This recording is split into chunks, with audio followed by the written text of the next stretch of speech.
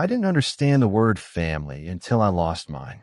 I used to think family was the sound of keys at the door and the scent of dinner drifting into the hallway. Family was a worn tennis ball that always somehow returned to me, and a couch I was allowed to steal for naps when everyone pretended not to notice. I was a big dog with an even bigger heart, the kind of dog who believes every footstep is a promise. Then, on Christmas Eve, my world changed in a parking lot that smelled like cold metal and old snow. They told me we were going for a ride. I jumped into the back seat without hesitation. I wore my happiest face. My tail operated on hope alone. The car heater made the windows fog, and I watched my own breath bloom like little clouds. I imagined a new park, a new toy, maybe even those crunchy treats that made my ears lift like satellite dishes. Instead, we pulled up to a building with bright lights and tired air. The place smelled like disinfectant, wet coats, and sadness under control. Humans call it a shelter. To me, it was a chorus of confusion, whimpers, barks, the restless pacing of animals who were trying to decode the same impossible question. Why am I here? My human, my first human, walked me inside. He was tense. I could smell it. Stress has a sharp edge, like pennies on a tongue. He didn't look at me much. He spoke to a woman behind a desk, his voice polite but hollow. I heard my name once. I heard the phrase, "can't keep him anymore." I heard the tone humans use when they want to believe their decision is temporary, even when their sense says it isn't. I pressed my nose to his knee. It was my way of saying, I'm still me. I'm still yours. We can fix this. He scratched my head once, the way you pat a door before you close it for good. And then he left. I stood there with my leash slack, staring at the entrance like the world might rewind if I stared hard enough. Maybe he'd come back laughing, calling my name, apologizing for a strange joke. I waited with the loyalty dogs are born with, and humans sometimes underestimate. Minutes turned into an hour. The woman behind the desk knelt beside me and offered water. She had kind hands. I let her help me because I'm not a proud dog when I'm scared. She guided me past rows of kennels lined with holiday decorations that looked like they were trying their best to be cheerful in a place built for heartbreak. My kennel had a blanket that smelled fresh. I turned in a circle 3 times like I always do, as if routine could anchor me to reality.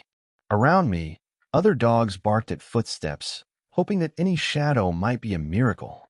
I didn't bark much. I saved my voice for the person I believed would return. That night, the shelter went quiet in waves. Through the small window up high, I could see colored lights across the street, Christmas lights, blinking in the distance. I watched them the way you watch a faraway campfire when you're lost. I didn't know why my family's scent had vanished from my life, but I knew what my body had memorized. Love should come back.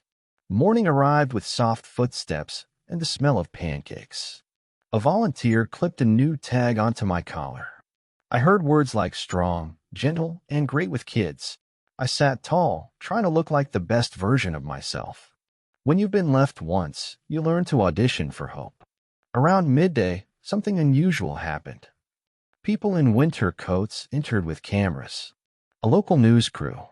They were filming a holiday segment about shelter animals needing homes. The staff moved faster than usual. They brushed my coat until it shone, and someone tied a neat red bandana around my neck. I looked important. A woman held a microphone near the kennel bars and said that I was a perfect companion for the right family. She used my name like it was a gift she wanted someone to accept. I wagged my tail because I heard kindness in her tone, and kindness is a language dogs never forget. They filmed me walking beside a volunteer. They filmed me sitting on command. They filmed the moment I gently placed my head against a little boy's hand during the visit, as if I already knew that calm can heal someone. That evening, the segment aired. I didn't know it yet, but a girl watching at home, young, wealthy, and stubbornly compassionate, saw me on her screen and felt something click into place. I was just a dog with a red bandana and a story no one had finished writing.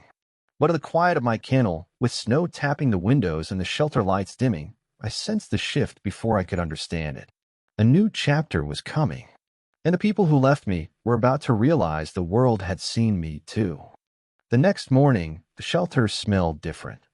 Not cleaner or louder, just new. Like the air had been turned over overnight. Volunteers moved with that quiet excitement humans get when they're hoping for good news. I stood at the front of my kennel, posture tall, ears tuned to every footstep. Then I smelled her. Not perfume first, not money first. Her scent was calm, like paper in winter sunlight. She knelt without hesitation, letting me decide the distance. Humans who don't rush a scare dog are the ones worth trusting. "Hi, big guy," she whispered. Her voice was young but steady. I later learned her name was Celeste. People called her a millionaire girl, but the first thing I knew about her wasn't her bank account. It was her hands. They didn't shake. They didn't demand. They offered. She read my card on the kennel door and asked the staff questions that sounded like responsibility. What's his temperament at night? Does he like routines? Any signs of anxiety? What helps him settle? I understood none of the words, but I understood the tone. This wasn't a whim. This was a plan. When she asked if she could take me for a walk, my legs moved before my brain finished thinking. We stepped outside into cold air and soft snow. She didn't tug the leash or test my obedience for fun. She walked beside me like we were already a team. Halfway around a block, she stopped, crouched again, and looked into my eyes. "I saw you on TV yesterday," she said. "I think you're supposed to come home with me. I've known many kinds of human promises. Some are loud and break easily. Some are quiet and built to last." Her promise was quiet. The paperwork took time. The shelter staff explained routines, training, adjustment periods. Celeste listened like the answer mattered. When she finally clipped a new leash onto my collar, the volunteer smiled and said, "Merry Christmas, buddy. I did the only thing a dog can do when the universe throws him a lifeline." I pressed my head against Celeste's leg and let out a long breath I didn't realize I'd been holding. Her home wasn't a mansion filled with noise. It was bright, warm, and surprisingly simple. There was a clean corner prepared for me, a thick bed, 2 bowls, a basket of toys, none extravagant, all chosen with care. On the wall above my bed was a framed photo of a rescue dog wearing a graduation cap. I didn't understand the joke, but I liked the optimism. The first night I slept lightly. Not because I didn't trust her, but because my body still expected the old grief to return. Abandonment teaches you to listen for the moment joy gets taken away. But morning came with the smell of eggs and the sound of Celeste humming while she made coffee. She opened the balcony door and let me watch the city wake up. Then she sat on the floor beside me, not above me, and said softly, "We're going to be okay?" Days turned into weeks. I learned her schedule.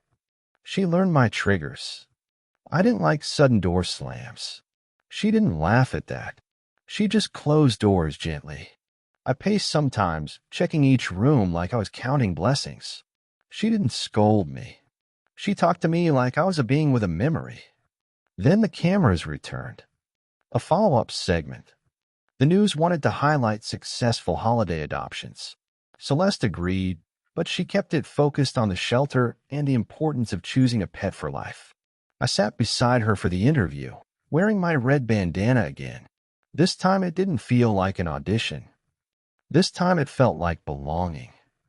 That night, as the segment aired, my old family saw me on television, healthy, calm, and standing beside a girl who looked like she knew how to keep promises.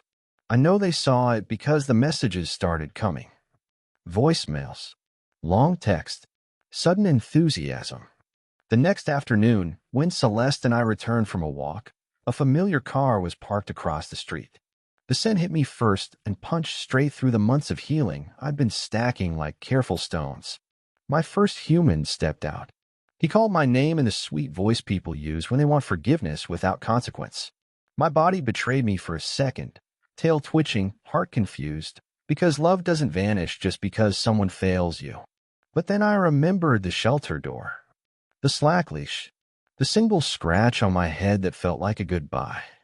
I moved closer to Celeste, pressing my shoulder against her leg. She didn't tighten the leash. She didn't turn this into a scene. She simply said, calm and firm, "He's home." My first human tried to smile. He said he'd made a mistake. He said he missed me every day. He said he wanted to talk about bringing me back. Celeste didn't argue. She didn't need to. The adoption was legal. The paperwork was complete. But more importantly, the truth was visible. I wasn't an afterthought here. I was alive. When he finally left, his scent was sharper, embarrassment, maybe a regret arriving too late. I watched the car disappear and felt something settle in my chest. Not hatred. Clarity. That evening, Celeste sat beside me on the couch and scratched behind my ears the way I like slow, patient, real. She didn't call me a lucky dog. She called me a good dog. And in that simple difference was the whole new world she had given me. Because the best part of being chosen isn't the camera or the headline. It's waking up each day and knowing that this time, if I close my eyes, love will still be here when I open them.